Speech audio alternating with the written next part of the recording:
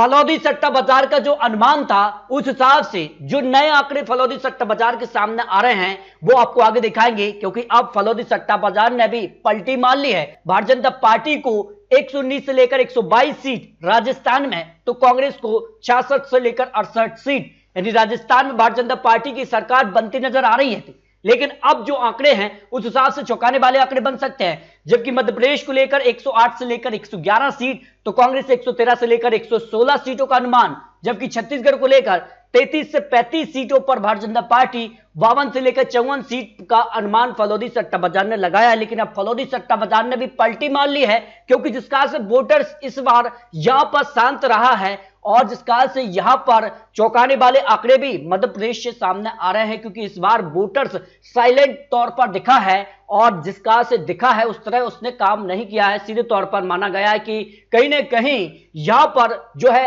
अब राजनीति हर एक या व्यक्ति को भी समझ आ रही है। उस हिसाब से मध्य प्रदेश का वोटर्स इस बार सीधे तौर पर चौंकाने वाले आंकड़े देते नजर आए हैं।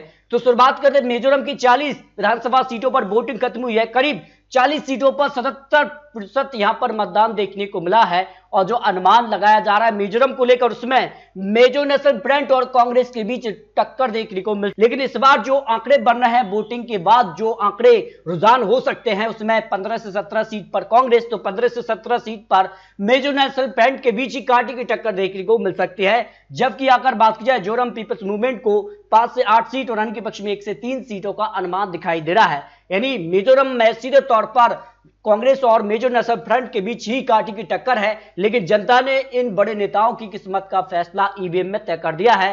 3 दिसंबर को यह नतीजे सामने आ जाएंगे, क्योंकि 40 सीटों पर जो सी वोटर का सर्वे था उसमें मिजो नेशनल फ्रंट को 13 से 17 सीट, तो कांग्रेस को 10 से 14 सीट, यहां पर बात की जाए जेटीएम पार्टी को 9 से 13 और अन्य के पक्ष में 1 से 3 सीटों का अनुमान था। लेकिन बात की जाए तो यहां पर कई और यहां पर आंकड़े बन रहे हैं। लेकिन छत्तीसगढ़ की 90 सीटों पर 2 चरणों में वोटिंग खत्म हुई है और अपने अपने जीत के दावे सामने आ रहे हैं। तो छत्तीसगढ़ का क्या अनुमान यहां पर हो सकता है, कौन जीतेगा छत्तीसगढ़, क्योंकि महत्वपूर्ण लोकसभा चुनाव के लिए भी माना जा रहा है।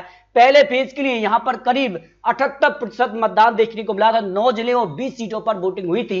और अगर बात की जाए तो यहां पर सीधे तौर पर काफी महत्वपूर्ण माना गया था पहला फेज। तो छत्तीसगढ़ में दूसरे फेज के लिए यहां पर 70 सीटों पर 19 जिलों पर भी वोटिंग खत्म हो चुकी है। इस तरह से जो आंकड़े हैं वो देखिए किसके पक्ष में जा सकते हैं। जो अनुमान है कि इस बार जो आंकड़े छत्तीसगढ़ में चौंकाने वाले बन सकते हैं, 45 से 51 सीटों पर कांग्रेस, तो यहां 39 से 45 सीटों पर भारतीय जनता पार्टी और अन्य के पक्ष में 2 से 5 सीटों का अनुमान दिखाई दे रहा है। जो 90 सीटों पर चुनावी अनुमान सामने आ रहा है, क्योंकि जिस काल से 2008 में यहां 70% लगभग वोटिंग देखने को मिली, भारतीय जनता पार्टी ने सरकार बनाई छत्तीसगढ़ में। 2013 में फिर भारतीय जनता पार्टी ने सरकार बनाई 77% वोट शेयर के साथ और 2018 में 76% यहां मतदान देखने को मिला था। इस बार 75% मतदान तो अनुमान है और सीधे तौर पर छत्तीसगढ़ में कांटे की टक्कर देखने को मिल सकती है। लेकिन मध्य प्रदेश की 230 विधानसभा सीटों पर बंपर वोटिंग देखने को मिली है, सारे रिकॉर्ड टूटे हैं। उस हिसाब से क्या मध्य प्रदेश में परिवर्तन देखने को मिल सकता है,